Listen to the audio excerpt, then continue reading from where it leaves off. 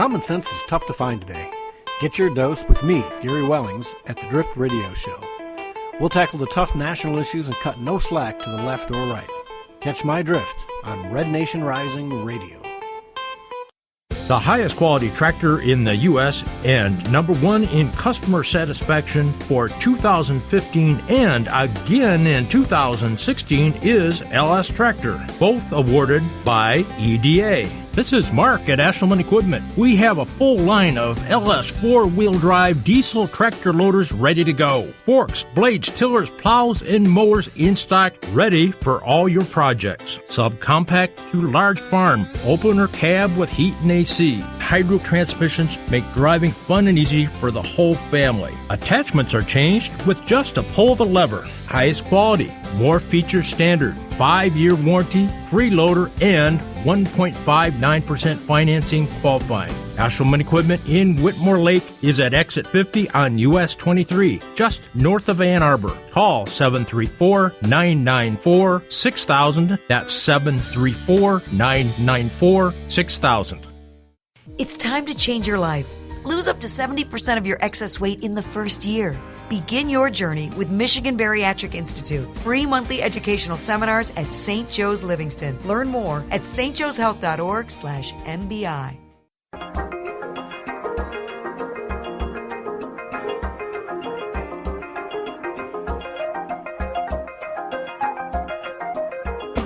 Wham! Talk 1600. You're catching the drift. Conservative talk. Intelligent conversations on local, state, and national issues with Gary Wellings, chief editor of the Current newspaper and Current Online. Join in the conversation at 734-822-1600. And now, your host, Gary Wellings. And welcome to The Drift. Good to have you along with us. We're not obviously at Wham Studios today. We're doing a special little Christmas edition with two of my best friends in the entire world, Joe Vollmer. Good to see you, Gary. And Pat Tavolacci. Merry Christmas to all. Hosting us down in the bunker at the Tavolacci compound here in West Brighton. So glad to have you along. And hopefully this will turn out well and we'll be able to get it up on the website. So, gentlemen, lots happening in the world today, and I guess we're kind of watching the news in silence as we sit here in the bunker. And the biggest news is the German attack this week, right? So, what do you think is the reason the Germans don't seem to have their stuff together? I mean, the guy walks away from that kind of, and nobody they picked up the wrong guy. How can that happen? Well, the guy's been in surveillance for years, since he entered Germany. The strategy of Angela Merkel is to invite 1 million refugees into their country. And I think it's probably one of her last major acts as Prime Minister of Germany, because with all the things that have gone on here recently, and specifically this attack, she's on the hook, period.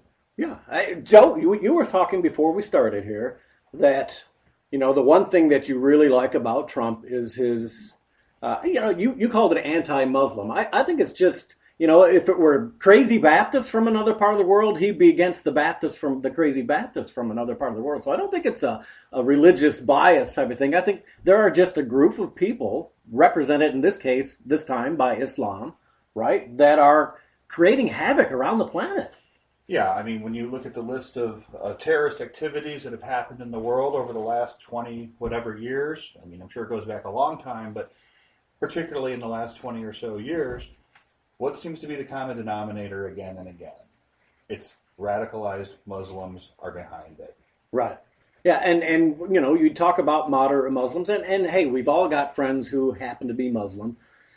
The one thing that bothers me is they don't seem to be talking enough as moderate Muslims about saying this is wrong. These people are not us. They're not standing up against these radicalized Muslims and saying enough is enough. That's not us. Let's help you get these people under control. They're not doing that. Right. According to statistics of the 1.6 billion Muslims in the world, 7 to 8% of them say that there's justification for attacks against humanity perpetrated by Muslims because of their religion. Yeah.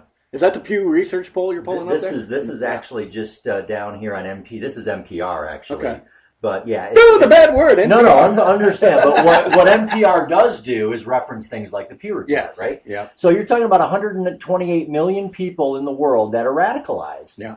Yeah. And I think that Pew Research poll showed that 40% or 30% of Muslims right here in the United States believed Sharia law should overrule the Constitution in this country. So even your moderate Muslims are a bit of a problem. They are. You know? And I guess for me it's more than that. When we talk cultural suicide, which is what the Germans seem to be doing over there, even here in this country, if you are not familiar with the Quran, I would highly suggest people go out and buy a copy. Yeah, English you've read version. it. You've I read have it read cover it. to cover. I'll be honest with you. In my mid-30s, right, I was kind of lost spiritually. I was looking for something. I'd been baptized as a Christian. I was Episcopalian. And I was looking for something different. So I bought a copy of the Quran. I read through it.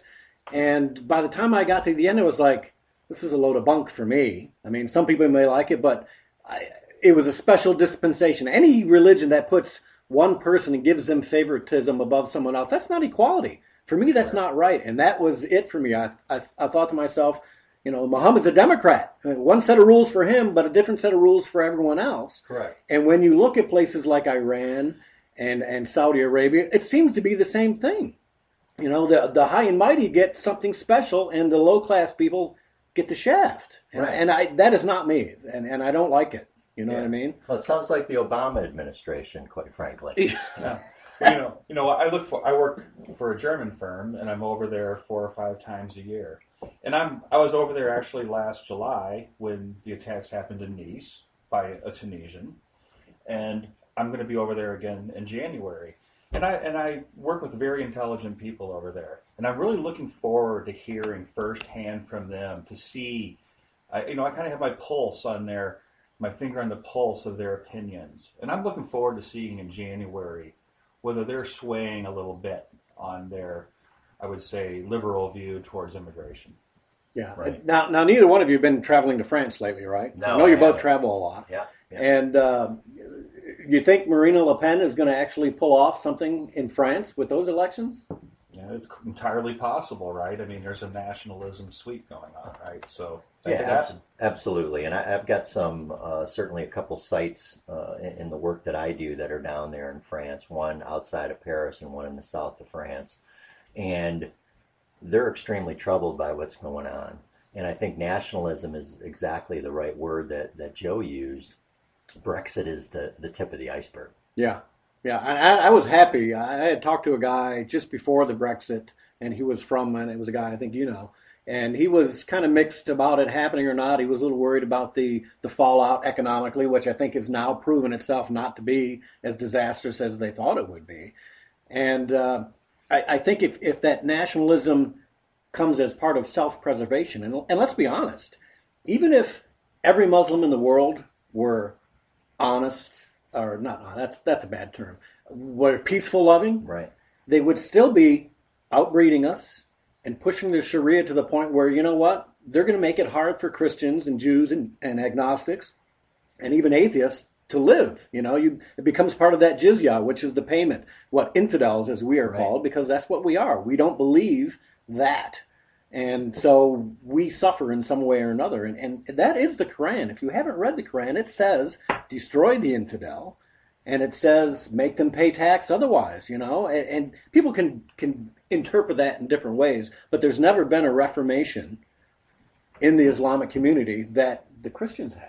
You know what I mean? The Christians in the past, yes, they had their problems too. Don't go back to the Crusades. I'm going to blame the Crusades on the Muslims. That's not on the Christians.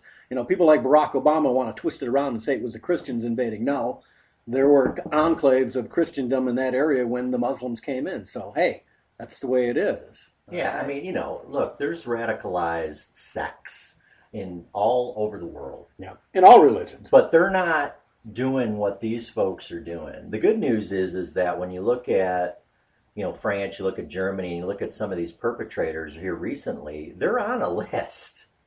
Yeah. These people are being watched. Yeah, and they're not being picked up and thrown out. How do they slip through? How do you not get... So this individual doesn't get deported because Tunisia doesn't claim him on a passport. So he stays. I didn't get that part at all. I don't get it. If you don't want him in your country and you can't prove, and he can't prove where he's from, dump him in the ocean, right? I mean, game over, right? You're getting out of my country if you're a bad guy. Right. Yeah, give him the choice. I'm going to parachute you in somewhere. You're gone. I'm going to leave you in a rubber raft off the shores of Libya or wherever. Go back to where you think you can get along best with. You know what? No man's land in Syria. I'm going to take you off and drop you on a beach in Syria. You figure it out, man. Well, how about this? How about Trump opens up a private sanctuary in Guantanamo Bay for these folks and charges these countries for locking up these individuals in our prison system, our military prison system. Well, someone else is about to get that opportunity. That's correct. Yeah. Well, we're going to see, and I think this is, again, where Trump is on the right side of this. He's going to tell those countries that refuse to take back, say, Venezuelans or Costa Ricans, not Costa Rica, let's face it, but Hondurans, whatever, M13 gang members, that they won't take them back when we want to deport them. I'm going to cut off their visas and everything else so that it makes it hard economically for them to exist if they won't take their people back. And I think that's just holding them accountable. Right? And where are the Muslim leaders standing up for their people? Right, we said 128 million could be radicalized out of 1.6 billion. Where are the leaders saying, "Hey, these few don't represent us"? I don't see any outrage in that community. I mean, I'm not in that community, so I don't know how they talk internally. Okay, but clearly, I'm listening hard for someone to come out and say that. Where is it? And it just isn't. It isn't prevalent. No, it's somebody needs to fix it. I'm hoping Trump is going to fix it. You and I always think about what Trump will or will not do. It's going to be interesting to see what happens after January 20th when he gets into office. I have great expectations. I think a lot of us do, and there's going to be some really hurt feelings by some of us if he doesn't follow through, at least on the basics of securing the border. Right. Build a wall, be it a fence, a wall, or whatever. I want something there, some kind of a barrier. Well, here's the difference that I see in the cabinet that he's put together, and they're only worth about $13 billion collectively, FYI, is they're business people. Business people have accountability. Politicians don't have accountability. Correct. So now if you're in charge of human services, if you're in charge of Homeland Security, you're going to have metrics. And if you can't deliver the metrics, yes, where's your deliverables? You're fired. Yes, get your deliverables together. Absolutely. This is the difference in what's going on right now. Whether you agree with Trump and all the dynamics that he brings to the party or not, that all that's whatever. But his cabinet is going to be accountable. Yeah. And that's what I'm praying and hoping for, and that's what I see in what he's doing today. Yeah, I was listening to a show the other day, and somebody brought up the idea of baseline budgeting, right? Which is a disaster. That's what's got us to $20 trillion in debt, where they just keep giving you the same budget plus an extra % over the next year. And that's nonsense.